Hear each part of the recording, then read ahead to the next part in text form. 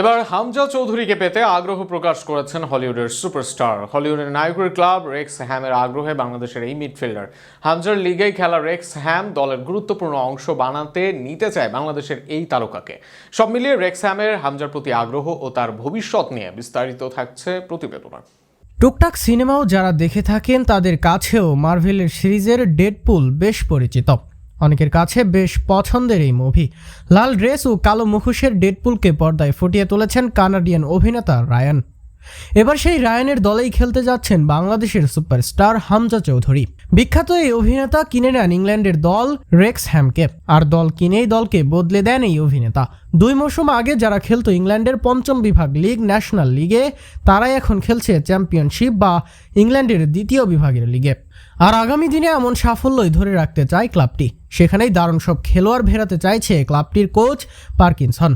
গত আসরে ইপিএল এর খেলা ইপসুইচের উইঙ্গার ও অভিজ্ঞ নাথান ব্রডহেডকে দলে নেয় তারা। হামজার ক্লাব লেস্টার সিটি থেকেই তারা দলে নেয় সেন্টার ব্যাক কনুর কোডি ও গোলরক্ষক ড্যানি ওয়ার্ডকে। শেফিল্ড থেকে তারা দলে নেয় কিয়েফার মোরকে। এছাড়া গত আসরে ইপিএল এর ক্লাব নটিংহ্যাম থেকে লুইস ব্রাইনকে নেয় রেক্স হ্যাম। সেই ধারাবাহিকতায় দলটি খুঁজেছে আরও ভালো মানের খেলোয়াড়, আর সেখানে হামজার দিকে নজর তাদের। ইংলিশ ওয়েবসাইট দ্য 71 এর মতে নিজেদের উন্নতির ধারা রেখে প্রিমিয়ার লিগে যেতে মরিয়া রেক্স হ্যাম, আর সেখানেই এই লিগ খেলা অভিজ্ঞ মিডের দিকে নজর তাদের।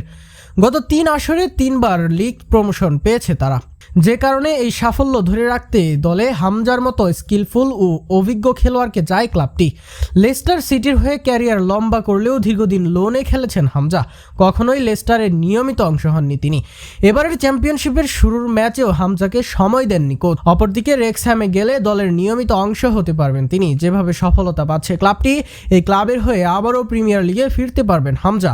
এর বাইরে নিজের লিগেই খেলার সুযোগ পাবেন তিনি। ফলে নেই মানিয়ে নেওয়া বা নিচের ধাপে যাওয়ার কোনো সম্ভাবনা। সবকিছু মিলিয়ে যে কোনো কিছু হতেই পারে হামজা চৌধুরীর ভাগ্যে।